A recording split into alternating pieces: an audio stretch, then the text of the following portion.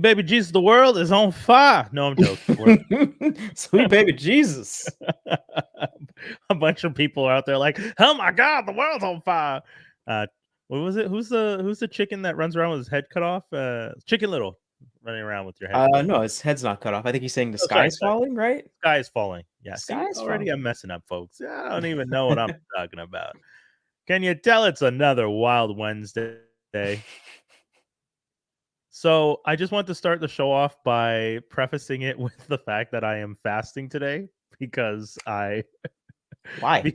because yesterday. So okay, check this out. I'm going to announce this. This is not an advertisement, even though I feel like they could pay us based on the conversation I had there yesterday. There is a poutine place in Montreal, Poutineville, that has all you can eat poutine on Tuesday. So at 5 p.m., you pay $20 and you get as much poutine as you can eat. So yesterday I went there because I was just like, you know what? I don't know what to have for supper. I didn't know it was $20. I thought it was $10, which is my. I was like, $10 for you all done you can goofed? Eat. Yeah, I goofed. So I got there and I walk in. The place is dead empty. I'm like, what the hell's going on, dude? It was sad. It was like a library on a Saturday afternoon. Just no one there. Like, and I'm talking Saturday in the summer, not when kids have exams and stuff. I'm talking like everyone's outside. It's a beautiful day. Everyone's running around, and there's only one kid who's obsessed with books, hiding in a corner. That's all. That was the vibe I got from this place. So I walk in. It's who I assumed was the owner speaking with one girl, two people working behind the bar, one guy eating a poutine in the corner, and that's it. I walk up and I'm just like, hey, so is it true you guys have all you can eat poutine? And they're just like, yeah, it's $20. And immediately in my head, I was like, damn it. They're like, it's $20 and it's you get to pick two at a time and you eat the poutine. And I was just like, oh, okay. It's like, and you get to sample all of the 26 poutines we have here. And I was just like, all of them are available for the all you can eat. They're like, yeah. I'm like, all right. So I took a regular and a smoked meat to start off. And one of the things is it's a very small bowl, by the way. It's not a poutine size tin. Like if you're from Montreal, you know what I'm talking about. If you're not from Montreal, like picture, I would say like a 10-inch tin, I would say. 10-inch? Okay. Yeah. So these are small. These are just little like bowls that I would say are maybe, I don't know, like a bowl smaller than this. This is my cereal bowl, and it's a bowl smaller than this, I would say. Okay. It's taller, but it's narrower. Okay. So it looks think that's fine. Yeah, like a poke bowl almost, I guess, is what I'm thinking of. Right. So you get a poke bowl size poutine. You get two. So you can do two per round. So I got a regular poutine and a smoked meat. Then the second round, I was just gonna have a regular and the hamburger, the cheeseburger, which is essentially just like ground beef with the shallots on top. And it tastes like a cheeseburger and a poutine. Like it tastes like you took a bite out of a cheeseburger and took a bite of a poutine at the same time, which I was like, okay, that's pretty cool. Right. Then these girls, I guess, were trying to get me to come back. So they're like, yo, you got to try the General Tao poutine. Jaws.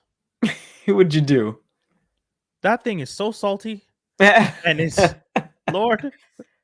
It's full of flavor. Oh, yeah, that's the word we're going to use. Your body weak. Yeah. Yeah, you might have come up with the title already. Your body weak. Your body is weak. Dude, I took a bite of that thing. I took a bite of that thing and I was just like, what? I just immediately started drinking water. But because it's so small, I was just like, well, I'm just going to finish it. Like, so I ate that first because I was like, okay, I want to finish. You know what that was, right? Well, that was salt talking. Yeah. Yeah. So I had these 4 small poutine bowls, and by the 4th, I was just like, okay, I'm good. I don't want. They were just like, oh, you're done already. I'm like, yes. Here's your $23. Leave me alone. Your $23 and a little tip. Go away. I don't want to eat any more of these poutines. I did ask them. I was like, yeah, what's the most anyone's ever eaten? One girl's just like, I think people usually tap out at 4, and I was like, okay, I don't feel that bad. Not that I was going to anyways. Right. But then the other girl behind the bar goes, whoa, no. I've seen there was a group of teenage boys who came in once from 5 until 10 p.m. doing rounds. They were playing cards and hanging out, but they just Yeah. round after round for 5 hours, just eating 2 poutines each for 5 hours. Were they part of like some kind of like Football sports team or something? Yeah, I know. I thought so too. She just said, "No, I think they're just teenage boys." And I was just like, "You know what? She's not wrong." Because when I was a teenage boy, I equally would like late teens to like my early 20s, I could eat like a jackass, as I call it. Because there was times where I would eat. I remember going to Buffet Foulam in Ville Saint Laurent, right? I think so. Yeah, next to Gouzo. That was the Gouzo Oh, okay, Speartech in yeah. Montreal. If you guys don't know what I'm talking about, there's a movie theater brand company called Gouzo, and there's like a strip mall that got built all around this one kind of movie theater. They like redid that whole area back in the day. And there was a place called Buffet Foulam down at the end of it, and I went there with a friend of mine once, and they had unlimited poutine at that place actually. Oh, And no. I just kept doing unlimited poutine and like the little sausage things, the little the little hot dogs that they do in that like kind of syrupy water. And I just did that like 5 times in a row. Oh, my heart doesn't feel good. Just you talking about it. Just young Brian, I don't want any of that. No, yeah. Young Brian was crazy. I was insane. I genuinely look back at myself and go, who are you trying to impress? Who was that for? Because it wasn't for your taste buds, because at the end you felt sick most of the time. You felt unhappy with how much food you ate. Yeah. Wild times. But to the people who go to Poutineville, I would say though, one of the things I didn't know about Poutineville, they have a liquor license. So if you're looking for a spot to like just chill with your friends on a Tuesday and drink and then just continuously have poutines to help absorb the alcohol, $20 for all you can eat poutine and then just drinks. And their drink menu was like usual price, like $7 for a glass of sangria and stuff like that. I was just like, oh, this doesn't seem that outlandish. It doesn't seem too expensive. So if you're looking for like a cheap thing to do on a Tuesday night, cheapy Tuesday, maybe before a movie or after a movie, I'm not gonna. It seemed like a good deal. I'm not gonna lie. I'm gonna hit them up and see if they want to sponsor us, because that place was empty, and I gotta say that was wild how empty it was. I was like, but it's a Tuesday, right? So either people are cheapy Tuesdays at a movie or KFC. KFC. Yeah, I forgot about that. Do they still do I mean, it's not Toonie Tuesday anymore, but yeah, they do cheapy. I'm sure everyone has like some kind of cheapy Tuesdays, but I know KFC's not the spot anymore because it's like all out war on fried chicken. Yeah, you know, everyone's like, oh, the Koreans came, and and that's when the Koreans came with their fried chicken. Well, I mean, from my understanding, the Koreans' fried chicken is learned from. Didn't they learn it from Americans? Isn't that the story? That during the war, it could be that, or it could be because I know Japan got their fried stuff from tempura, and I think tempura is from Portugal, from the what do you call them? The Jesuits. Oh, the Jesuits priests that came and they allowed to stay there stuff. So there's a lot of stuff. But either way, the idea is that they didn't just come up with it themselves. No. It's the fact that like they have their own style of doing it, and it's actually really good. Oh, it's fantastic. It's really good, and there's a lot of spots for it in Montreal. Yes. I know there's also a Filipino place that does fried chicken as well. Like there's just a lot of places to get chicken if you want chicken. Yeah, Montreal fried chicken. Yeah. Oh, I see. Okay, so when you were saying KFC is not it anymore, or the all-out war, I thought more just the idea that they had gone old school because they've been doing it for so long. People were kind of moved off of them. But you're more saying just no. There are other people who do chicken so well that KFC is not even it anymore, and that's fair. That is a very accurate thing, because the last time I had KFC, because the KFC just opened down the street from me, I didn't even get chicken. I just got the wrap because I used to like the Twister wraps. Right. And I got the Twister wrap, and I was just like, oh, why did I like this as a kid? Like, I didn't even enjoy it. I ate it, and I was just like, this isn't good. This is the only thing you know what's really weird? The one thing I genuinely still like at KFC, the macaroni salad. Really? I don't know why. I could not explain it to you. But there's something they do with their macaroni salad that I'm just like, that's some good macaroni salad. I remember I was watching this YouTuber or TikTok or whatever, and he's like the president of the fast food secrets club. Oh, okay. I don't know if you ever heard of this guy. Is it the secret menu? Yeah, it's like a secret menu guy, but he does other things too and stuff like that. And he had mentioned someone was like, "Oh, Cane's is like the best chicken place in the States." But the video shows someone taking like a chicken strip and dunking it in the sauce. And he was like, if you have to go to any place where you have to take your chicken and dunk it completely in the sauce, and it's like the person like goes all the way in, and it's like up to their to the fingertips, up to the tip of their fingertips. Like Achilles that chicken style. is not good. Yeah. Straight up, if you have to mask the flavor of the chicken with sauce, and it's not good. That is a valid argument. And I agree. He said for chicken places, it goes Popeyes. Everywhere else is second, and then Cane's is probably like third. Noted. Anywhere but Cane's is second and I haven't been to the States in so long. I'm like, yo, I don't even remember. I've never tried Popeyes. Which I know it's a battle between Popeyes and Church's Chicken. That's the ones I've always heard in BET Comedy View. Right. And then Chick-fil-A has the best sandwich. Right. Well, you can go to Toronto. You can go to Toronto for Chick-fil-A. You can go to Toronto for Chick-fil-A's in Popeyes. Toronto? Yeah. That's just rude. Quebec. We all know why they're not in Quebec, but I mean, I feel like Popeyes could come to Quebec because the name Popeyes is a name. Yeah, it's not but English or French. It's like you were saying, like, what was it last week or 2 weeks ago? You made the very valid point of like why, like, when we were talking about milk on Moncton here in Montreal. You pointed out an excellent point that I didn't even think of. Why would I use milk as a title when I could put MELK and not have to deal with the language police? So it's like Popeyes, you wouldn't have to deal with the language. But then police. You have Popeyes a supplement. Yes, which I see all over. Is Popeyes a supplement only in Montreal? Only in Quebec, though? That I don't know. I don't think so. I thought, yeah, because I would think so. Because I figured Popeyes a supplement. They're using the actual character Popeyes. Right. Licensed. Yeah, so I don't think so. I thought Joblies. Oh, is that the place, the Filipino thing? That's the Filipino fast food that's everywhere except Quebec. And you would think if they opened up one here or they started an LLC here, like you would have a built-in group of people ready to bring this to Montreal. Yeah, bring it to Quebec. I think one of the valid points though is it's just they save money by not being here because they don't have to put all their stuff in French and English, right? So maybe that's I don't know. I feel like you would have a built-in fan base. That's probably that's more likely to not bilingual for sure, or or just like, yes, let's do this. But I mean, if they haven't done it yet, like I know they're in the States, right? I don't know if they're in Canada. I don't know if they're in the rest of Canada yet. What was another? There's another chicken place in Canada. Was it Brown? Susan Brown? Oh, I don't know. Sue Brown. I don't know all the chicken places. Actually, now that I think about it, let's.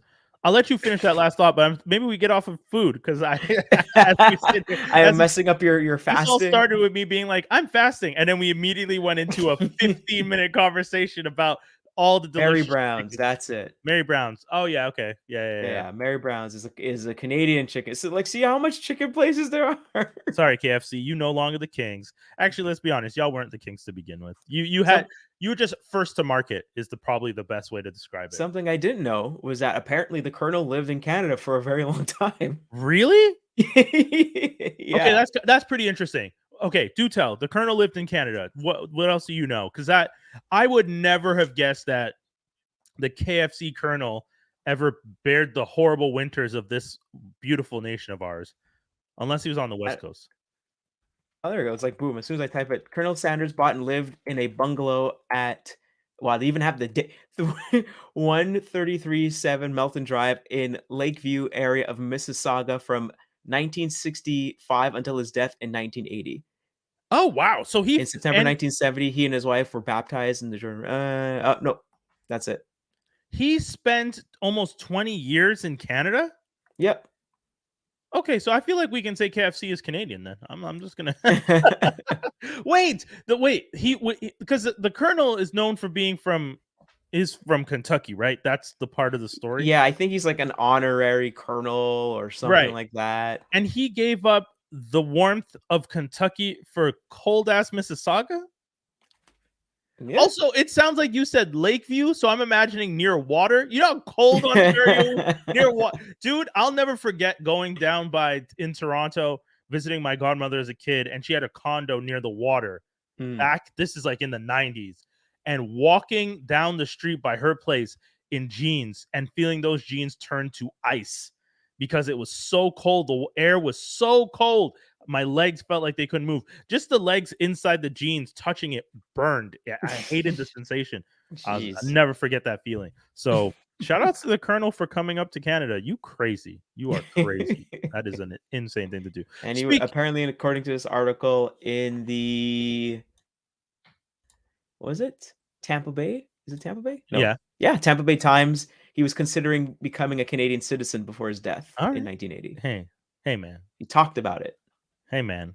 Free healthcare. PepsiCo bought it. Free healthcare. In 1987, PepsiCo Inc. bought the Canadian operations of Kentucky Fried Chicken. Oh, Lord. Yeah, because now they're owned by like the whole thing is Yum.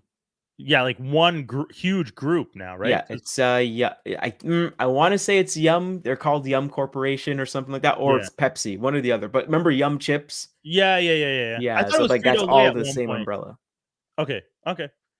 So it's either PepsiCo or Yum. I feel like I can't wait till we do a trivia. One day, this podcast will do a trivia day, and we will just go through all the random trivia we've announced on this show and ask you guys if you remember what city did the Colonel, KFC's Colonel, live in until his death in 1980, blah, blah, blah. All that random. And it won't even be nerdy. That's the worst part, because y'all are going to be like, oh, we can do a nerd quiz any day, because if you're watching this, you're most likely nerd fans. So you would think, oh, we're going to ask nerd questions. But no, we're going to ask you that real hard shit, like where's the Colonel from? And really mess with y'all, just to mess with y'all. What else do we have? Guys, we have a whole bunch of trailers that we're going to talk about. I feel like we should start with Mortal Kombat Legends Cage Match. So I watched this trailer today because you put it on the list. Joel McHale returning to voice Johnny Cage. Oh, I didn't know it was returning. Yeah, he's done the voice in a previous version. Dude, this thing is fantastic. This trailer is pure 80s. I was like, this is insane to watch. It is a red band trailer, so we probably won't show much of it, but I do want it to play while we're talking, so I am going to share that to the screen in a second. But I got to say, this is the epitome of like 80s nostalgia. The whole aesthetic. Which album? There's like an album by an artist in the 80s that had this exact color. I'm going to show it. You know what? Let me just show it. There's a scene in the trailer, right? That with literally a woman raises her head and she looks like the cover of Duran Duran's Rio. Oh yeah, no, that was funny too. Thank you. That's what it is, right? Duran Duran's Rio. Exactly that. That's what it exactly is. Yeah. That's what it is. I'm going to cut back to that. And I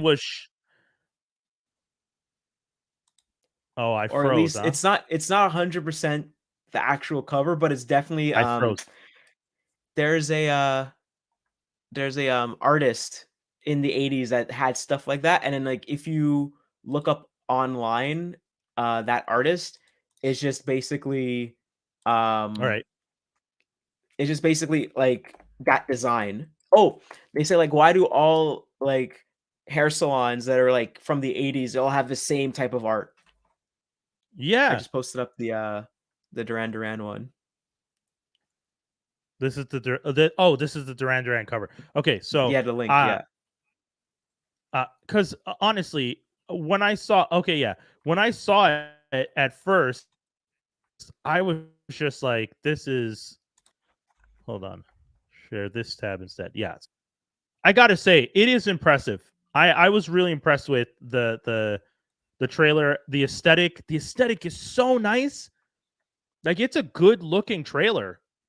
And I just kind of feel this thing so I was watching a video from is it not Vice? I don't remember who Mm. made the video, but they did a breakdown of why the animation in movies recently changed, and they attributed it a lot to Into the Spider-Verse because that was one of the first times in recent years, other than Pixar, who had set the tone for a while, Mhm. that someone had really gone outside the box, and that Yeah. it gave people the sense that they could take bigger risks when they were making they were doing their pieces. And because Mhm. of that, it led to a lot after Into the Spider-Verse, which is so recent when you think about it. Yeah. Sony continued to do stuff that was a little outside the box. You see the Mitchells, that Netflix, I think the I don't remember what the name is, but Oh, Mitchell's the one where something. they're fighting the robots and Right. everything? Yeah. So the animation for that is very different, which was also done by Sony, if I'm not mistaken. And then they listed off a bunch of different projects, and then you get to Mario, which also kind of goes a little bit against the generic type for the animation. And then of course, Across the Spider-Verse, the sequel to Into the Spider-Verse, levels up because they themselves start to do something similar to this, like these different kind of pastel colors for Gwen, and you know Miles is the more grounded but also glitchy universe, and then you go Mhm. to the Mumbattan, the Mumbai Manhattan hybrid, which was inspired by Bollywood and East South Asian art styles and stuff like that, Yeah. and it's just so rich to see, and even Miguel's 2099 universe, which was very kind of like futuristic Sky Tower type thing, and you see those art styles, and then we get to enjoy the fruits of this new stuff, this new creation, and this new aesthetic. Because, and I know people are going to be like, okay, calm down, Brian, like that's not what they're doing with Cage Match. But when you watch this trailer, you get to see some really like, look at this stuff. Like, look at some of these images. If you're listening to this, once again, we always recommend you guys tune into the YouTube. We do love doing an audio podcast, but when it comes to some of the stuff, the visuals are so nice that it's like, I would try and describe this. I won't do it justice. You know, like Mm. you've got some next level lightning. You got a demon hands, like giant demon hands crushing a creature, like a humanoid creature. It looks fantastic. The art style is beautiful. And like Wendell and I were talking about, that Duran Duran cover inspired 80s look. By, Even, the artist's name is, Patrick Nagel, yeah. So if you all look that up that stuff is person. it's there. It looks great. The trailer looks dope. There's like a Carlton looking dude who's the sidekick to Cage in this, that I was just like, it looks like someone drew Carlton as Will, is how I describe it, which I feel is unfair, but it really looks like if Carlton and Will were merged. Am He's I got, like, off? the high top, but he's got the Right. glasses, he's got the It bow looks tie, like, the cardigan. yes. Like, it looks like It's Will his dressed as assistant, I think. Carlton. Yeah, it's his assistant. Cage's assistant in the movie. So I mean, I think people should definitely check it out. I'm gonna try and find the spot where you see Raiden too, because Raiden looks really cool. Jennifer Grey, a classic 80s actress, is doing the voice of, I guess, the love interest, or maybe just one of his friends. I don't know. But I just really like this trailer because this one, I don't know. I thought it was impressive. And it's just funny because Mikhail really is just Mikhail embodies this character really well. Hmm. Like, if you watch the other project, I think The Last Legends, Mikhail is in that one, and you get a sense that Mikhail likes playing this character. Right. So yeah. What are the other trailers we had that I wanted that you put on the list? We have some. Well, Oh I yeah, got and a then the few. video game really.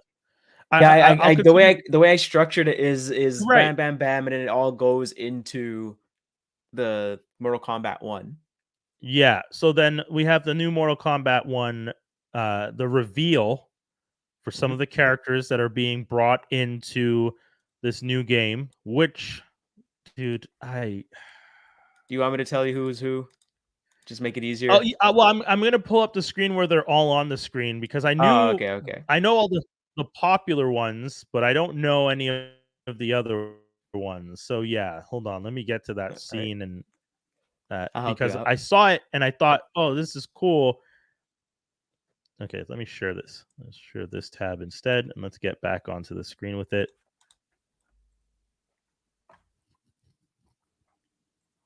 So this one here. So who's the character on the left Far left. The far left? I think that's Quan Chi. He's like one of the one of Okay. the more newer bad guys for Mortal Kombat. I think in Mortal Kombat 4. Is he in the animated movie? Like the story is that he works for one of the Yeah, he works for like there's like evil gods another. people. Yeah, there's like Because another there's higher god or something like that, or another some realm. other baddie. Right. Okay, so that's what I thought. That's who I recognized. And then next to him, that looks like, to me, it looks like Reptile without the mask, but I don't know. No, I think that's Ermac. Okay. So the Yeah, dude I with think that's glowing supposed to be green eyes, Ermac. And then we get into the people I recognize. Omni-Man from Invincible, Homelander, and John Cena's Peacemaker. Not even just Peacemaker. Yeah. This is Cena's face. Straight up his face. It's straight up John Cena, which is impressive to me. That, I mean, this is obviously the synergy of Mortal Kombat being owned by Warner Brothers Discovery, and them, and we've seen that they've done it before with the Justice League. There's a Justice League video game that is 100% a knockoff of Mortal Kombat. Which no, it's not a knockoff. It's made by the same people. It's made by NetherRealm Studios. But it's basically Mortal Kombat, but not gory. Right. I just said it's a knockoff in the sense that like you play it and it feels like you're playing Mortal Kombat. And yes, you're right. I should admit that I knew it was made by the same people. It's just that when it came out, I was kind of just like, oh, you guys reskinned Mortal Kombat with just DC superheroes. But I know the newer one, depending on how you played or something like that, your character would level up with different armor. So everybody has like depending on how you play the game or whatever, like you get like, Batman will get more armor, or the Flash gets a better boots or bigger visor or whatever. Like they would look different as they go along. So that they could fight like they're like stronger? Yeah, I guess so. Like so at least they look more aesthetically different as it goes on. Okay. And then the last guy I think on the far right is Takeda, but I don't know who that is in particular. That's like a more later character, I guess. Okay. Yeah, because some of these characters I don't know. Or like the ones you had to give me the names for, I did not recognize. Yeah, those are actual like Mortal Kombat characters, because this game is technically Mortal Kombat 12, but they're calling it Mortal Kombat 1 because in 11 some time shenanigans happens and then everything kind of gets reset, but not reset because it's still continuing. Right. So it's kind of like a reboot, but it's within the story. I mean, I'm not mad at reboots. I've said in the past I would prefer some original IP stuff, but when it comes to a video game like this, I'm actually okay with them kind of changing it up, because the video games, when it comes to video games, we like to see the lore of the stories expanded on. And because there's so much you can do, especially with Mortal Kombat, there's so many characters. If you want to tell the story from every character's perspective, that's cool to me, because that's the medium where you could do it. You can't really do that in films, or at least you could, but I don't know how long before people start to get tired of it. Like Fast and Furious. Oh, sorry, go ahead. Well, I was gonna say that I think that's what they were doing, because it was just getting so complicated and everything. And then I think the last story is Liu Kang does something and he ends up becoming a god in the end. And he's like, screw it. I am turning everything back into like square one. Everyone, we're not fighting anymore. Done. I redid the earth, redid everything, redid time. I made a world where everyone doesn't have to fight. And it just so happens everyone still gets compelled to fight. And I think in this one, the two greatest enemies that everybody knows about in Mortal Kombat, what do you call them? Scorpion and Sub-Zero? Yeah, Scorpion and Sub-Zero. They're no longer enemies. They're actually family. They're actually brothers. Oh, in this new universe? In this universe that Liu Kang created. He's like, you two are always fighting each other. Your family. Screw this. Your family. Now you can't fight each other because you're brothers. Wait, okay, sorry. I misunderstood. The effects of the version of the game we're seeing now is a universe that Liu Kang has recreated? Yes. Oh, okay, all right. Wild. What the fuck? So that's what I mean. It is a reboot. It Yes, is a yes. reboot, but it's still within It's a the continuation. Yes. storyline. What are you how do you get away with doing that? How do you They can. just go that's fucking wild to me, And I man. loved how they teased it. So it's like, oh, Okay. NetherRealms put something up on your Twitter, and it's a clock, and it's a clock going from the 12th hour, no, the 11th hour, which is Yeah, Mortal Kombat 11, the last game, and right. then it's going to 12, and it kind of gets stuck on the 12, and then it just jumps to one. Yeah, It just straight jumps to one. You're like, that's funny. oh, okay, they're gonna because of all the time stuff, they're straight up Yeah. rebooting, but it's still part of the story.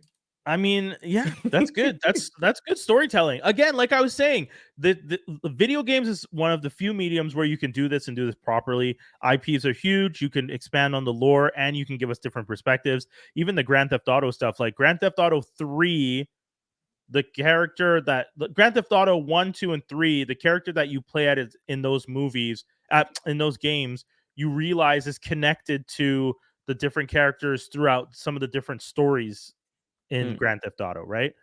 And Yeah, I then think the character in 3 shows up in is it 2 or 1? I forgot. Or 2 or no, sorry. Character in 3 shows up in either no, he doesn't show up in Vice City. He shows up in San Andreas, I think. right. Because That's what I remember. 3 is modern time of when it came out. Vice Right, City's the 80s, and right. then San Andreas is West Coast of San the Andreas is like West Coast, early sim 90s. yeah, yeah, yeah. And then for Watch Dogs, for example, when you play the second Watch Dogs, you have a mission where you save the guy from the first Watch Dogs. Pierce? Uh, Adrian I Pierce? I don't remember his name. I mean, the guy with the trench coat. I thought you really liked the guy. I thought you liked the first guy from Watch I Dogs. did, but I don't dude, you know me, Sandbox serial killer. I'm not about names. I'm about running But around. it's your name. I'm about He's running around. you. Yeah, most people, how many people say my name to me? I don't know. Yeah, just All run the around, time. He's a big freaking deal. Every time you run into somebody, say, "Oh, what are you doing here?" run around, blow shit up. That's Person's all I want to name. know. That's all I want to know. I Aiden just want to Pierce or run around. something. I know I it's want to run Pierce. I around. know it's something Pierce. I want to run around. Aiden Pierce. I think so. Yeah, something like that. That sounds right. Dude, if you trying to ask me to remember character names, like I'm out here trying to memorize. I want to go into a game, get a code, blow stuff up. That's how I play.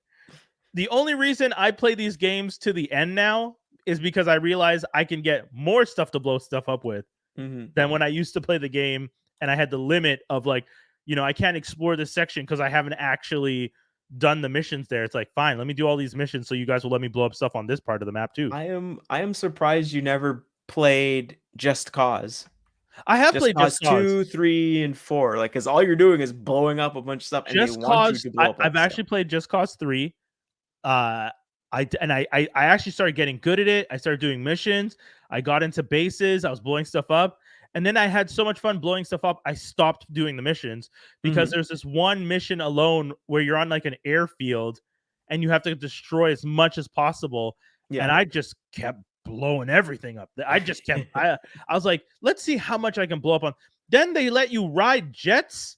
Mhm. You can ride, dude. There were times where I am flying a jet against another jet, dogfighting. Then I would jump Mhm. out of my jet, like pull myself with the Gatling, whatever gun, whatever, not Gatling The gun, but the grapple. grapple he has, grapple myself to the other jet, get into that one because I Mhm. was almost going to die in the first one, throw that guy out, take over his jet. Now I'm free falling, take it over, start firing at everyone else. Helicopters come, do the same thing. I had so much fun in that game. I was just like, I need to stop playing because I am just going to keep murdering as many people in the game as possible. And I will have absolutely no rhyme or reason of a story to try and play. And that did not seem like a good way to approach this thing. I seem like a psycho. My But partner, that's the game to do it in, because I know everything explodes. It just explodes so it well. is so beautiful. Shout out Dude, to Avalanche Studios. You just know how to make everything blow up. They also did what was it called? The Max Not Max oh, Max Payne, Payne? sorry. No, not Oh, Max Payne. sorry. Uh, what's his name? Max Max. See, this is Fury Road guy. Oh, come on. The character that what's his Australian guy. Mel Gibson's character? Yeah. Mad Max. Mad Max. They did a Yeah. Mad Max game too. Oh, dope. Okay. And the whole point of that game is like someone steals his. It's basically like the beginning of Fury Road. He gets beaten up, someone steals his car, and then you have to go out, make a new car, and then try to get back your original car, the Interceptor. Oh, dope. I like that. You know what's another good game where you just get to blow up stuff? The Warriors. When you play the Warriors game, based on the 70s PS2? movie. Sorry? Really? Yeah.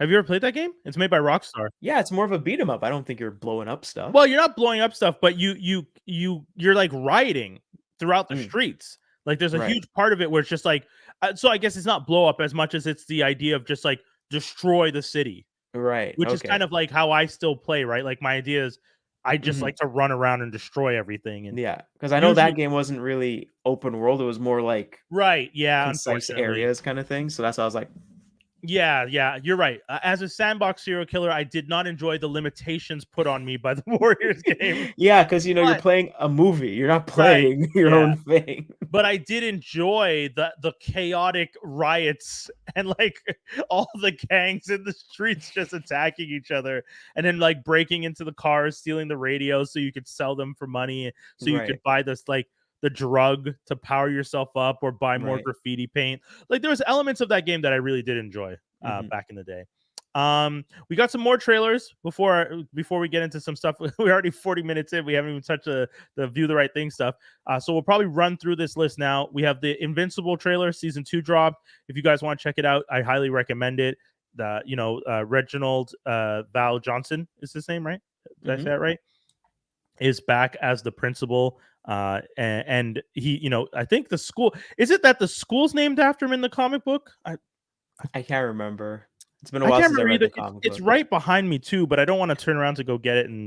But all this to say, highly recommend that show. If you guys haven't watched it, it is easily one of the most interesting takes on the superhero genre because it started off as, from what I understand, Kirkman wanted to do a commentary on superhero stories, like the major DC and Marvel stuff.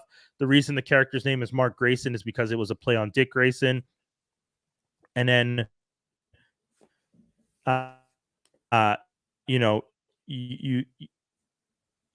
it just turned into its own thing because it did so well that they were just like, okay, well, at this point, story. And then it's so good, it ended up getting turned into an animated series. That is it took a while. Fantastic. I don't know if you guys have seen the first season. We've talked about it on this podcast. We highly recommend it.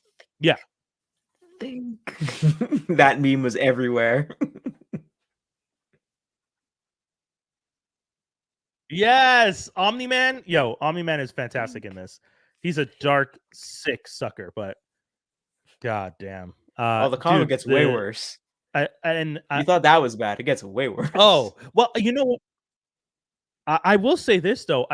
There is one part of the TV show, the animated series in season 1, that I do think they one up the comic book when he puts Mark's head through the subway. And the subway train is just running, and because Mark is invincible and the dad's invincible, the human bodies that are hitting it just explode.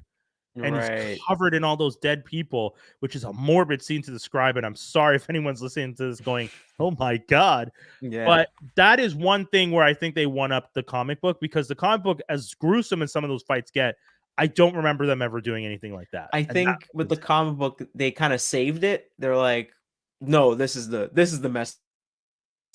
messed up part. You turn that page and then bam, you get the splash page of something really messed up. Like they just kind of they're not good. Like they're not hitting you as hard. Yeah, the animated one, it hits hard because you just see him doing it. Oh shit, yo! First off, I want to apologize to the people who are tuned in. I didn't see that you guys have been messaging us here. Shout outs to Lee J. What's up, King? Same at you. Shout outs to Mark. What's good, Mark? And then I can't even read this name properly because I'm not in full screen. So I'm gonna shout outs to Val. By the way, BTW. Shout outs. Thanks for tuning in. We appreciate all y'all tuning into the show. We always love when people tune in and jump in. You guys feel free to add any comments, anything that you guys have been watching, because we're gonna continue with our trailers. We also have Gen V, The Boys, continuing with the Prime tip. So I know that there's a strike right now, and I know technically, influencers and all of them are asked not to promote struck work, as they call it. And I understand that, you know, if ever I wanted to get into the SAG-AFTRA, which I probably as an act will never want to because I don't think I'm an actor of any kind, or if I'm a writer, which maybe one day, who knows, maybe I'll give an idea to somebody and they'll be like, yo, that's a great idea. Let me put that in a story. But because I'm not part of those right now. And I feel like this is our show. Every week we talk about these things. It would be really hard for me to not talk about some of the geeky out there, which is an offshoot of The Boys, which is which is on Prime. I'm really excited. And hopefully the people at Prime start to realize, hey, maybe we start paying these people because they make stuff that everyone wants to talk about. That's more my thing. The fact that so many different platforms and so many different people aren't able to discuss half this stuff is an unfortunate part.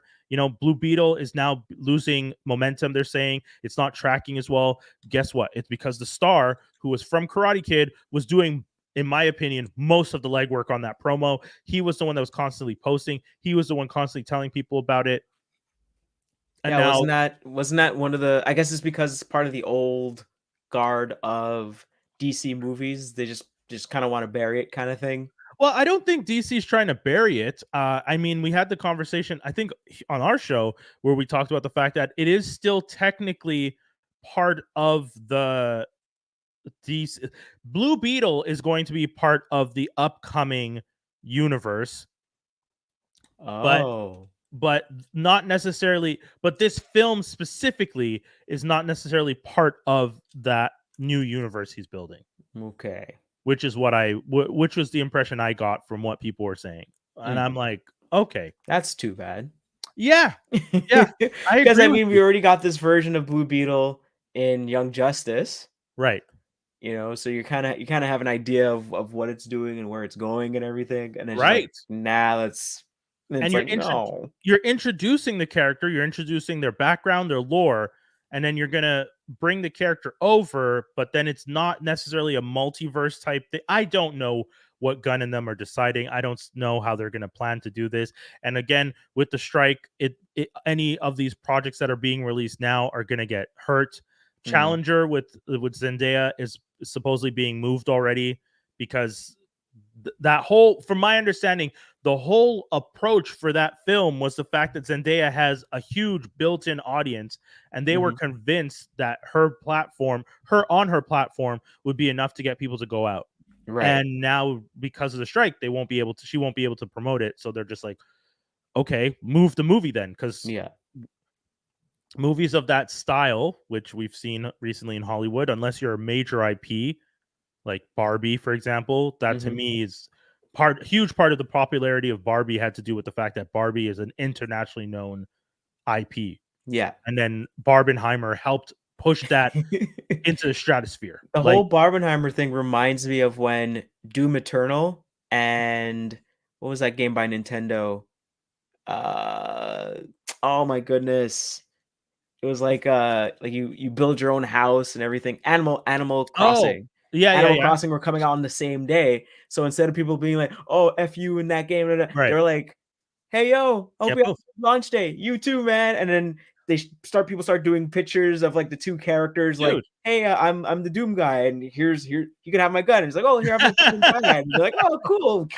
This is how you shoot it. This is the safety." And it's like, "Oh, okay." That's wild. That is wild. It was just, and then even like the developers like said, "Hey, have a good launch day, you too." And then like everyone's like, "Oh, that's so wholesome." And it's just two games that are not in each other's paths, right? At all. Right. And Barbie and Oppenheimer, obviously, we know are two like IP. Like, one is a biopic about the man who considered himself the end of all because he created one of the most dangerous weapons in the world, and the other is about a doll. But it sounds like it's the one about the doll. It seems more. Oh, doll, yeah. Greta Gerwig went hard. It seems more. Meta. It seems more meta. It's like I feel 100%. like it's going to be like the Lego movie. Yes, 100%. And once again, I think we said last week, Will Ferrell's also in this one, so he's Will Ferrell's always there when things get meta. I mean, and it's great because Wedding Crashers. Yeah, like I unfortunately didn't get to see Barbie. I know Dave was Merc with him out, was supposed to jump on today. He might still, fingers crossed, but he wanted to talk a bit about Barbie because he saw it. I'm only going to get to see it next week, so I'll jump in with him when we could do a full, deeper review. But I think it's really cool, and I listened to a bunch of podcasts where people talked. I listened to a podcast that I've mentioned before, The Town, where it's a lot of industry stuff, and they spoke to the head of marketing for Barbie and asked them specifically, did you guys jump on the Barbenheimer wagon? Like, did you because you guys did a lot of partnerships, and Barbie partnered with almost 100 different brands in promotion. Yeah, they said they think it might be even more than 100. You got to, dude. I mean, and I think it's better than how the Lorlax did it. We're doing a movie about environmentalism. Yeah, buy this car. I'm the Lorlax, and I say Mazda's cool. Yeah, cool, buy this car. It's like, well, that's it. Barbie was shoes. Barbie was houses, clothing, makeup. Like, and they're smart because it's like everything got touched. Like you can't turn somewhere and not see something Barbie affiliated. And usually, what you would expect for people to burn out a little bit when you see something so much. No, I think people actually really wanted this energy, this like pink everywhere. Like, because the last few years have been pretty shite. Yeah, man. Yeah, I think that. Okay, I'll ask you this because you bring up an excellent point. Do you think Barbie would do as well in a pre-pandemic world? I've been thinking about that too. I think we weren't cynical enough. Right. We weren't tired of being cynical about everything. Right. Yeah, man. I think you're right. I would like to think it would still do well because again, the IP is very popular. But I don't even think we get the script that Greta Gerwig and her partner Noah wrote if we don't have the pandemic. Like, because I think before the pandemic, it was supposed to be Diablo. I heard it was supposed to be Diablo Cody. Okay, was writing it, but then the execs said they wanted the movie to make fun of Barbie and be more self-deprecating, and she's like, "That's not a script I want to write. I want to write Barbie being awesome. Like, what the hell you want?" Yeah. I'm assuming that's what she wanted to write because she said, "No, I'm not doing this movie," and then they went the other way. Right. Yeah, I think from all I've heard from everyone, all my friends, anyone who's seen it, the reviews, the fact that this film has done a great job of making fun of itself and making fun of its IP and still being an entertaining film sounds great to me. And it's rare to be able to do that. I don't know many IPs that would let, or many studios, WB, Warner Brothers Discovery, knowing, and Mattel knowing how important this character is and being like, yeah, you can make, you can shit at us a little bit. Also, a little Google thing. Google Barbie, the word Barbie. Okay. And then you'll get a little something. Do I, like right now? Yeah, right now. If you search Barbie in Google, they give you a little silly thing. Okay, we're gonna switch it over. I'm actually a little nervous now. I'm like, what are we gonna see? Okay.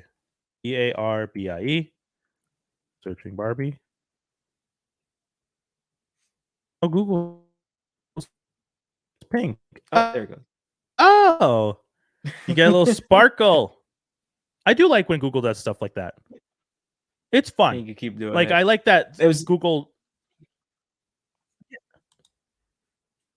This is another brand they reached out to, right? Yeah, they're cross marketing. Like stuff like this. This is all things that are just getting the IP more visibility. Just continuing, just getting everyone to see it in every way possible. I almost wore pink today. I'm not gonna lie. I know they were showing Ryan Gosling and Simu Liu on the red carpet for Barbie, and I was like, oh, just two Canadians. Yeah. Canucks. Just like when what were they asking them? Why do Canadians have the best Kenergy? Same with what was it? There was a picture of The Weeknd and this Punjab comedian named Just Rain. He was like really popular on YouTube for a bit. And Okay. I was like, oh, just two Canadians hanging out. Just two Canucks. I gotta say I am impressed with what this movie has done, and I do look forward to seeing Oppenheimer too. I'm seeing Oppenheimer Friday. One of my friends asked me, she was just like, I don't think anyone else wants to see this movie with me. Would you? And I was just like, yeah, I'm not gonna. I mean, I think it's kind of a interesting story to tell. Yeah, why not? You know, like Oppenheimer's I kind of know. crazy. I remember I was in a work call and someone said like some of the reviews are saying that it's it's kind of depressing, and I was like, yes, that's the point. Good, good, they did their job. Did you did you see Like it the wasn't me post? like making fun of the person Right, saying this. I was like, good, they did their right, job. That's the whole right, right. point. I saw something where someone posted and said, does oh no, they didn't post. They asked they posted their question to Google. Does Oppenheimer have a post-credit scene? And someone tweeted that and wrote, "You're living in it." They didn't just put anime. Yeah, yeah. I mean, I just think it's funny, like to ask that question. Does Oppenheimer have a post-credit scene? Well, I mean, we could history books if you want to watch every film after what happened. Let's do it. This But is the world we live in. yeah. Oh. Shout outs to India and the Middle East too for the version of Oppenheimer where Florence Pugh's nude scene is covered. She's in a black mini dress instead. Because I was having this conversation, and people, someone was just like, "Well, you know, it's not what they intended." It's just like, yo, in India and the Middle East, maybe they don't want to see this girl naked. They're allowed to just say, "Hey, we get the point with how her actually being naked. We don't Yeah. need to see her boob." Guess what? You could have gotten the point in North America without seeing Florence Pugh naked. Y'all just wanted to see Florence Pugh naked, and she's okay with that, and that's okay too. But if those guys don't want to see it, guess what? You could still tell the same story without this girl having to be naked. So Yeah. let's not get mad at them. They're allowed to want what they want. Out here trying to shame these people. She's allowed to do what she wants. They're allowed to watch it the way they want. You can't Yeah. get mad at these people for wanting their own version. But I will say when it comes to stopping LGBTQ stuff scenes, I feel like that's also a cultural thing, and if they're not ready for it, that's an unfortunate aspect. But until they are, and until the laws and the regulations in those places change, guess what? They're not going to show it in their media. They don't even want it in their streets. This is a whole other heavy conversation. So people always getting mad at that stuff. They're just like, well, where does the censorship stop? Well, I mean, unless you want to go into that country and help them change their ways through force, it's not going to happen anytime soon. Yeah. And the movies isn't the American movies coming through with naked girls being like, look at this, isn't how you're going to change their minds. Yeah, exactly. Hollywood, always mad. The West be mad though. the West gets mad. We have a Young Love, which was Hair Love, right? The original short. Yeah, I think so. Which just that is getting a series over on Max. I know a lot of people are very excited about that. I watched the original short. I was very excited when I saw that it was getting turned into a series. Issa Rae is back doing the voice of the mother. There's a bunch of different. I think Kid Cudi is in it I think as well. Kid Cudi's the dad. Yeah, Kid Cudi's the dad. I don't know who's playing the little girl. I do apologize for that. But yeah, if you guys watch the trailer's pretty cute because the mom is doing her hair, and then the mom kind of gives her those old-fashioned braids that we all knew when we were kids. It's the kid. She's getting the kid braids because she's a kid. So the mom's just like, "Yo, I gotta get your hair done and gotta do it." And she's like, "No, I want to look like a movie star. I want to look cool." So she just the little girl's having a little bit of trouble telling her mom, aka her stylist, the type of hair she wants, and then the dad has to hook her up. Right. Yeah, I thought it was cute that the mom did the hair like this. I actually had to rewatch the trailer twice because the first time I didn't understand that the little girl didn't like the hair. Like I guess I misunderstood something in this scene here because when she's on the red carpet, the lady like tells her like, "Why are you here, little girl? Like you're not a movie star." But why you here, then the baby? Why father you here, comes little? in. Get this baby out of here. Yes, that's it. Yes, yes. And it So was no, she cute. The doesn't dad like does it. the hair. I loved it. And as a trailer, it's so it merges the two worlds of the short that we saw and now the show that we're gonna get, because you get the mom, Yeah, but you and also get the dad. I I was gonna say, I think that the whole point is that the little girl's coming into her own, and she has Right, her own style, and she's like, "I wanna right. kinda do something different from what my mom just putting me like, you're my little girl, I'm just this is little girl hair." And she's like, that's not what I want."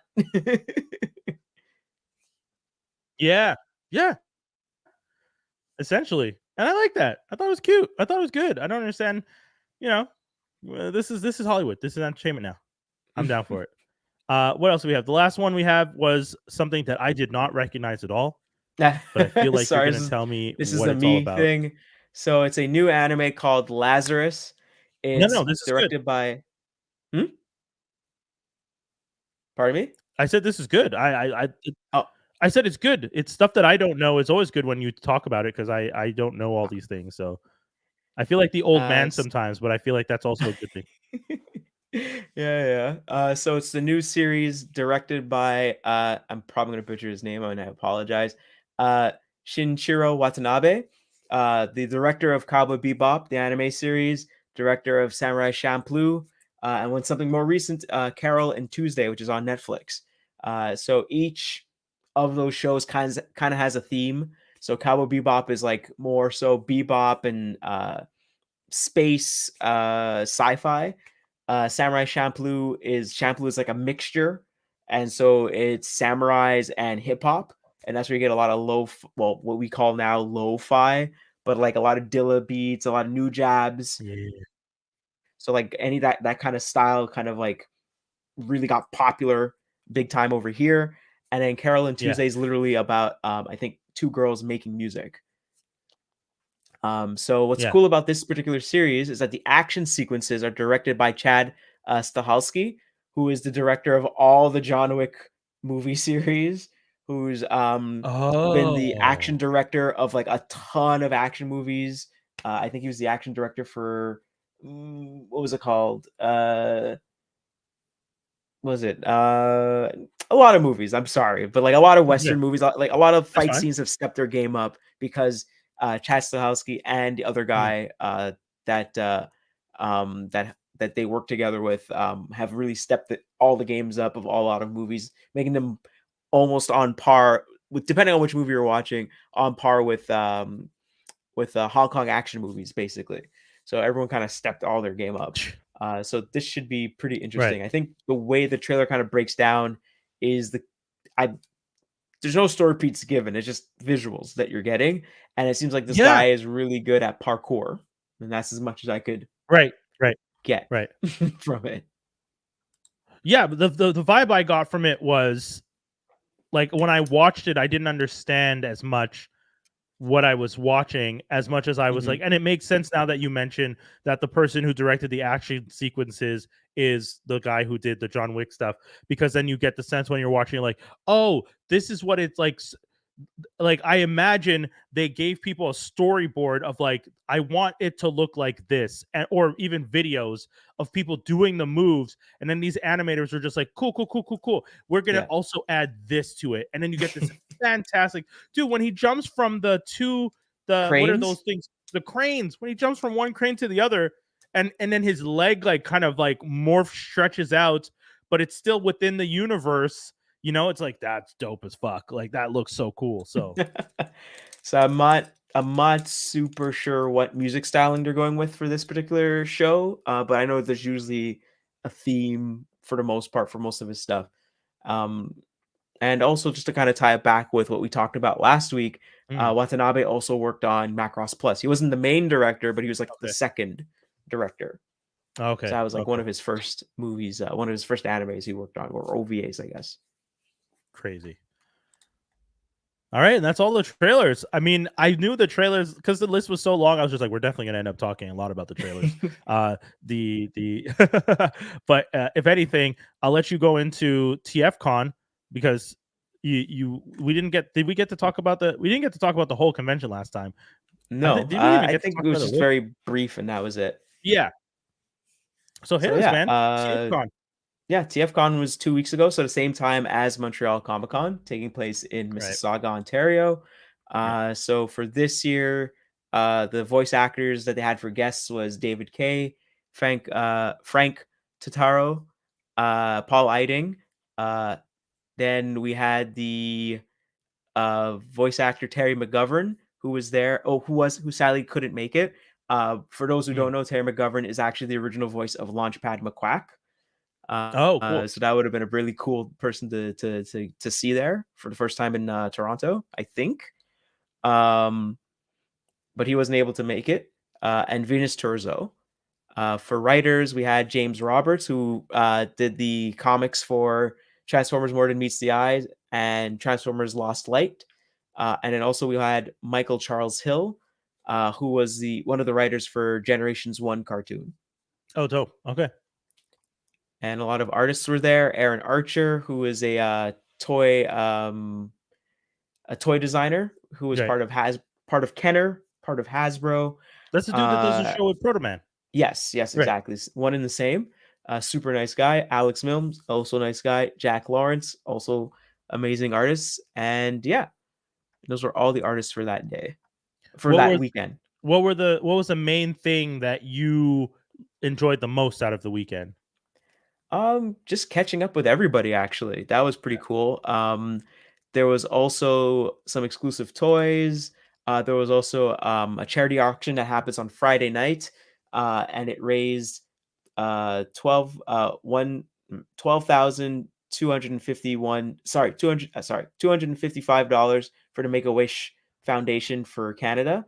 Whoa, and awesome. During that charity auction, someone made a really cool custom Cosmos. So Cosmos was a character in G1 that looked like a UFO. Yeah, like a little green UFO. Yeah, he's right there in my display. He talked really weird and everything like that. Yeah. So someone did maybe a few years ago or so, Hasbro came out with the Ark.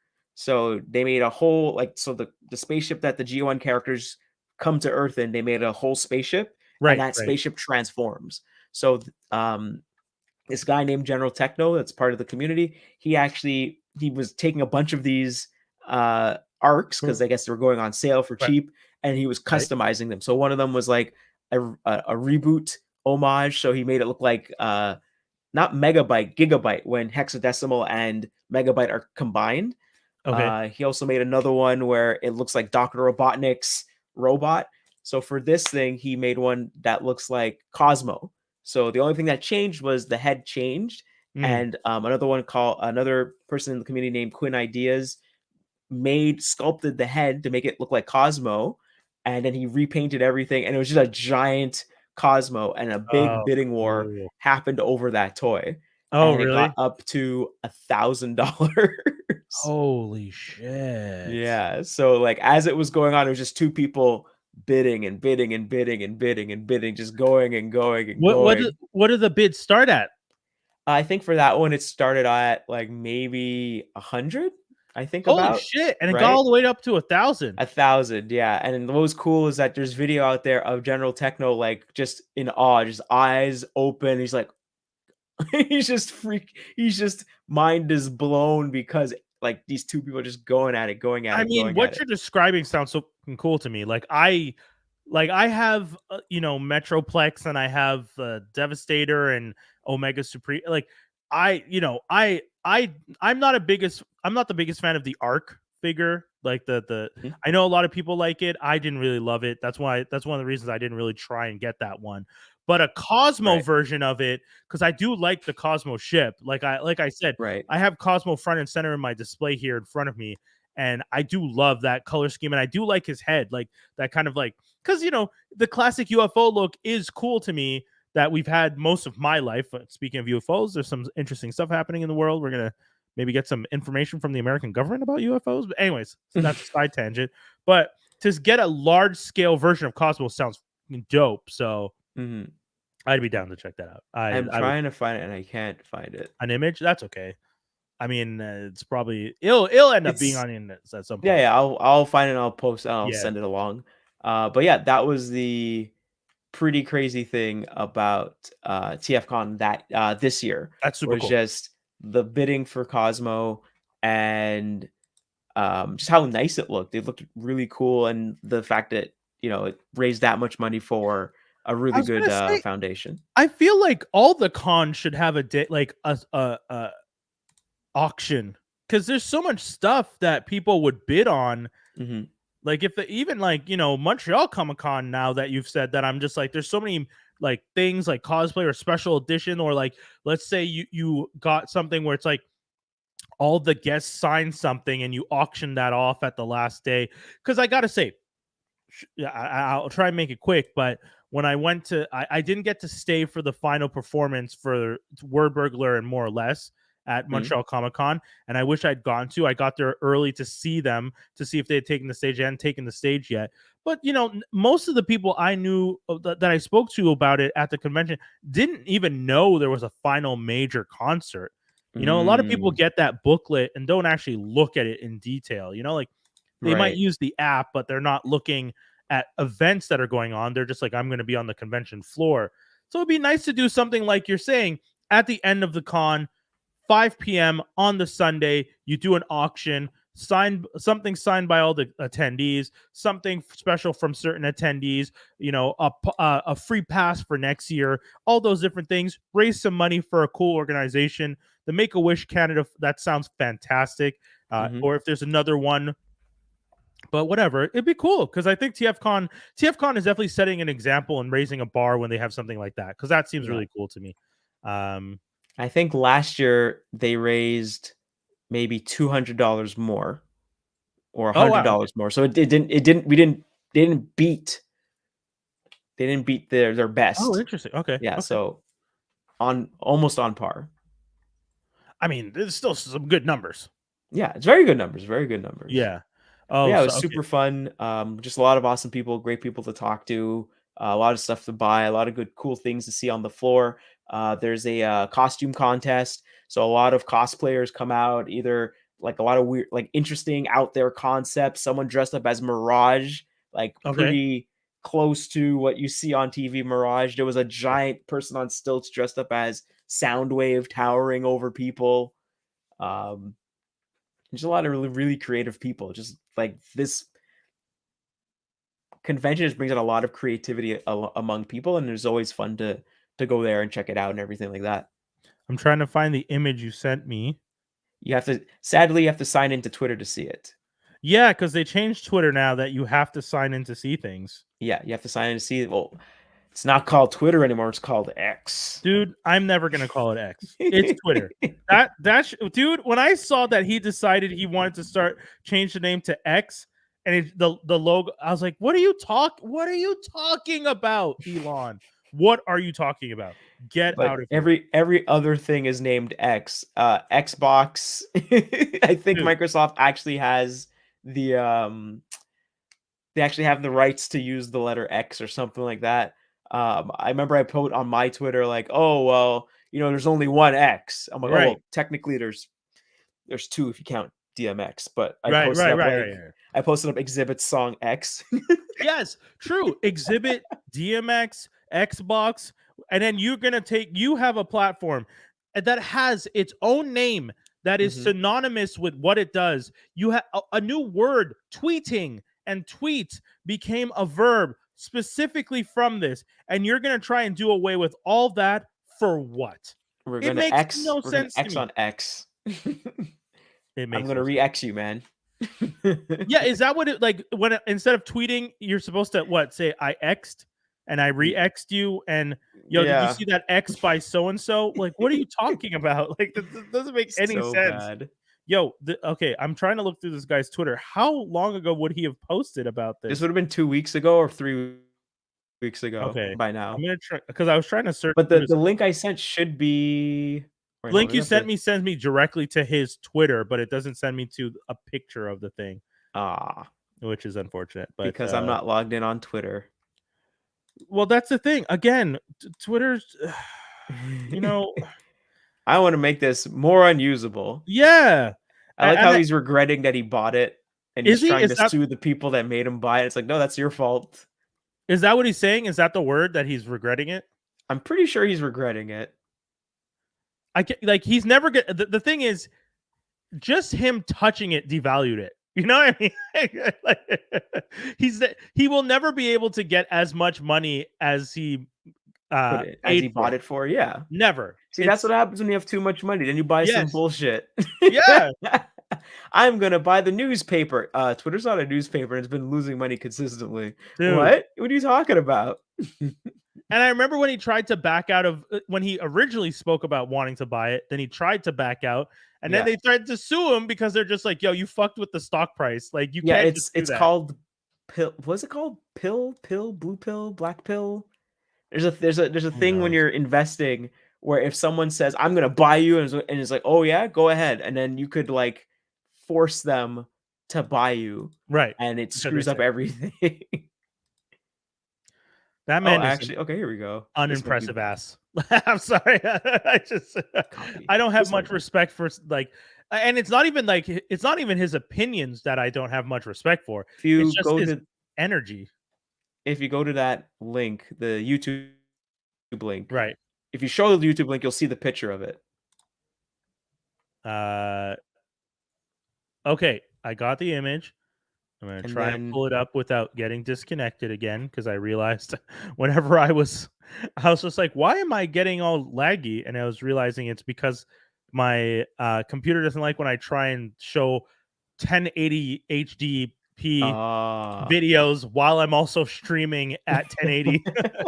It's just like, sir, we can't do both of these at the same time. You're going to have to pick one. So I actually sent you the clip where it's at the image of the actual thing next to another custom that he did. Yeah, dude. Flugnut. I would totally want to own this Cosmo. This is so cool to look at. One of one. $1,000. Shout outs to Techno. What you said his name was? General Techno. It's at General Techno. General Techno. I think if you go back a little bit in the video, this video in particular will actually show you you'll see his reaction to people going crazy on the bidding. Yeah, that's him, like freaking out, just like what? Yeah. So he actually cosplayed as Dr. Robotnik, as Dr. Eggman. So that's why he has the big mustache. Oh, that's why I was like, why is this? I was like, this mustache is a thing. I'm like, this is a wild one. Yo, kudos to him, man. Yeah, on the left, right? And once again, if you guys are listening to the audio only version of this podcast, make sure you check out the video available on YouTube and Twitch. You can always check us out on youtube.com/@FXAmedia. Sorry, Jaws, you were saying? No, that's it. This is also another aspect of Transformers conventions that some people make customs of specific figures and stuff like that. So a lot of ingenuity, a lot of really cool creativity is done. So this is even before 3D printing, just people sculpting stuff and sanding it down and painting it and making it fit into something. I was gonna say, when you said that someone sculpted the head, I was wondering, did they sculpt it or did they 3D print it? I would imagine they 3D printed for this one, right? Maybe. I think so. But I know it's a guy that's been like, he wants to become a toy designer or a designer in the future. And like one of the things he showed me was a full-on matrix that you could pull open. Oh, and it has the LED light and it shines and everything, and you could close it back. And it was all friction. Like it was all friction and it wasn't loose or anything. It was just 3D printed extremely well. And I was like, what the? I was like, that's so cool. This is just pure friction. He's like, pure friction. I'm like, and you could feel it, like when you pulled it apart. You felt it goes nice and smooth and slow, just like if you're in the movie, like opening up the matrix of leadership, just like. Dun, dun, dun, dun. This is when you can tell that I'm an old school Transformers nerd. Like just you describing that made me very excited. I like, that's a toy that I would want to own. Like I have Optimus's head right here. I would Mhm. equally want to own that thing, just so I could have the Optimus, and eventually one day maybe I will cosplay as Optimus Prime, with the Matrix, the perfect friction Matrix. All right. Yeah, that was TFCon. Yeah, man, TFCon. I really hope I can go check it out one year. It would be fun. I do love cons. I've been to Otakuthon. I've been to Montreal Comic Con. I've been to Fan Expo. I want to go to San Diego Comic Con. I want to go to New York Comic Con, and I want to go to TFCon. Those are 3 that I would like to check out. So hopefully, in the next little bit, once the finances are a little better, because things get a little crazy in the summer. Kudos to these prints, but these 2 combined, a little pricey. You know what I'm saying? Right. But yeah, stuff like that. Comic-Con was fun. And TFCon sounds like a blast. And I hope I don't have to Sophie's Choice it next year. Ideally, I can go to both. I wanted to talk to people about the Adam Eve special, which was kind of like a mini Invincible little series thing that they gave us to tide us over until we could get back to Invincible. Samantha Eve Wilkins is Adam Eve. She's a character who has kind of she's like almost like Franklin Richards. She can change things she can change reality, or sorry, I should say she can change the matter of things. She can control things on an atomic level. So whereas from what I understand, Franklin is kind of like adjusting the world around him. She mostly, I think, can only create things and adjust things in front of her. I don't think she can do an entire, like, I know at one point in the comic book, she like moves to Africa and like builds herself this huge house and stuff just out of thin air, because she can even adjust the molecules in air. Right. But yeah, the show, the mini episode that we got was fantastic. It's her origin story. They added to the story that's in the comic book. I don't remember exactly which issue it is. I will try and find that for the future. But there's an issue in the comic where they do discuss her childhood and how she came to be and why she is. And this does a really good version of that story. I thought it was great to watch the fight scene. I've seen people post about the fight scene in this episode and say it is one of the best animated fight scenes in a while, which is very, very difficult to come up against. But she does some really cool stuff, and the villains that she's fighting do some cool stuff. It's heartwarming too, because part of it is her dealing with loss and being adopted and finding out she's adopted, but also just trying to be a teenager. But what the is life when you're a teenager who can, like her mom puts a pickle and cream cheese sandwich in front of the door at one point after an argument with her parents, and it's just like, honey, here's a sandwich. She opens the door, takes a sandwich, looks it in, and it's like one of the first times that she uses her powers, and she turns it into a burger. Pickle and cream cheese. What Yeah, fuck? it was really weird. I don't know, man. I don't know this family. What are you doing? Yeah, You man. It got was nothing weird. in that house? Yeah. Pickle and cream cheese. But that's it. Like, she turns it into a big burger, and you're just like, yo, that's wild. At one point, she, out of thin air, because she can adjust the molecules in air and turn the molecules in air into like a glowing ball that could be moved around the room. Like, it's a whole bunch of crazy shit that she does, and you're just like, yo, this is impressive as hell. Right. So watch it, guys, before, if you're looking for an Invincible, because Invincible's coming back November, I think, is what we saw. So if you're looking for something to tide you over, this is a really good one. Like, I would say watch that and watch the first season again if you're looking for something fun to give you a good hit. And yeah, check it out. Adam Eve, fantastic. We got some news. Dwayne "The Rock" Johnson contributes historic donation to SAG-AFTRA. 7 figures is what people are saying. So that's in the millions, people. That's the lowest end of that is $1 million. So he donated at least $1 million to SAG-AFTRA. I think that's really cool. I am of 2 minds, though. I think that Dwayne "The Rock" Johnson's Q score dipped a little, and he needs to get his name back up there. But I also do think he generally does care about this. So is this a good move for him? Yes. Does it benefit everybody? Yes. So does it matter that I think it's a little bit of a play? No, not at all. I think it's good that he did this. I think everyone benefits from it. Courtney B. Vance, who is the president of the foundation, was saying like this is a call to action. I think it would be great because there's 160,000 members in SAG-AFTRA, and only like 10% of them are like the Hollywood stars that we see. So if the Hollywood stars could give 5 figures, 6 figures, because some of y'all got mansions, and some of y'all, The Rock's not the only one. So 7 figures isn't light. So is he walking around singing "You're welcome"? Whatever he's feeling right now, he is well deserving, because I don't see Tom Cruise giving 7 figures. I don't see all these other celebrities out there that have money in the bank. I don't see them donating. Well, I mean, you gotta make it make sense, right? I mean, I think the only person that was super honest about the amount of money they were giving was Kanye West. Oh, Kanye donated too? No. I mean, back in the day, he was talking about. Okay. I think he was talking about Hurricane Katrina. He's like, I got to talk to my money people and see how much I can give and stuff. And people got mad at him for saying that out loud. And then I think maybe sometime later, Celine Dion was like, "Oh, I'm going to donate money," and everyone's super happy, but she didn't say how much.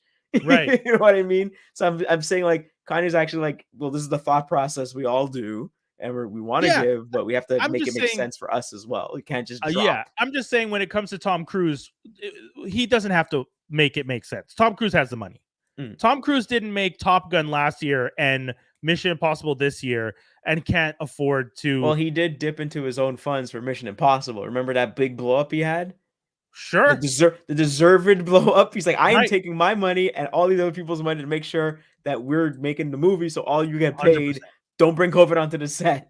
And I would say if he has movie making money, he has save all the other actors in this industry money. Yeah, he's a producer too. Yeah, he's a producer. Yeah, exactly. He's making money all over the place. Yeah, Tom Cruise got that money. You can't tell me The Rock has more than Tom Cruise. That's all I'm saying. I feel like that's the easiest way to say it. The Rock does not have more than Tom Cruise. Tom Cruise hasn't been in Hollywood for as long as he's been and have less than The Rock, who started out as a wrestler, living in his daddy's shadow. You know what I mean? Like, so Tom, I feel like you are the next person I would like to hear. And I know Tom Cruise doesn't watch this, but actually maybe Tom Cruise does watch this. Maybe Tom Cruise is such an egotistical narcissist. If we got a coconut cake that we know he watches, and I would be scared. I'm like, oh my God, he pays attention. What?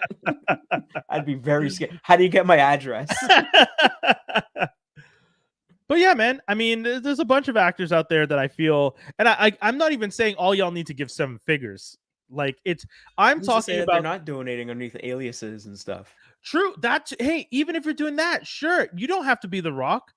But this is more me just saying, donate if you can to help your fellow actors out, because there's 160,000 of them on strike right now, and this industry is shut down. The shutdown for the WGA, the writers, and the SAG-AFTRA is also affecting the Teamsters, because the actors are having to do fundraisers for the Teamsters because they're not doing their hours, so they're not insured.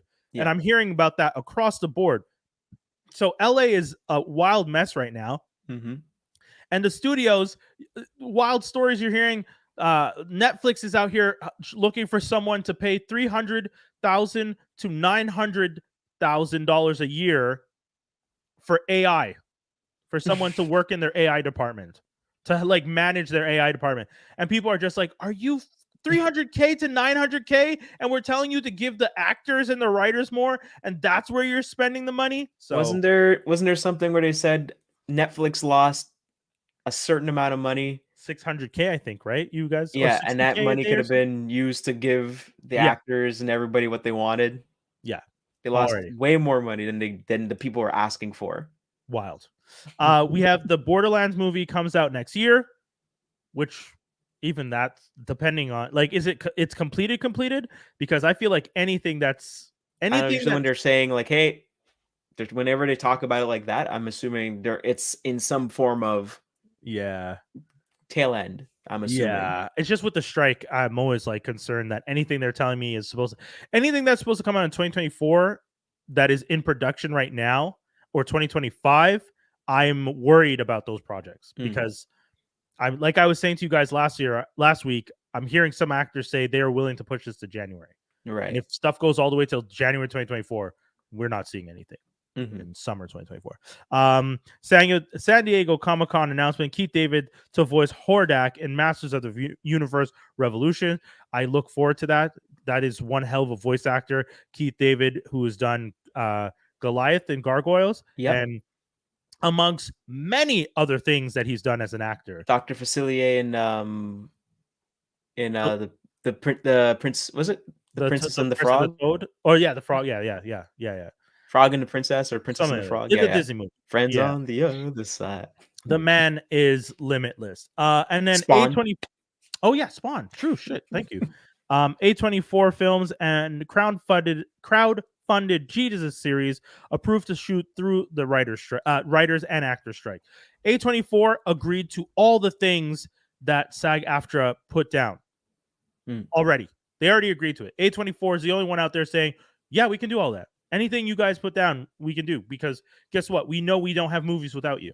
Yeah. So if these are the things that you say will make you comfortable to go back to work, guess what? We're going to do it. So shout outs to them.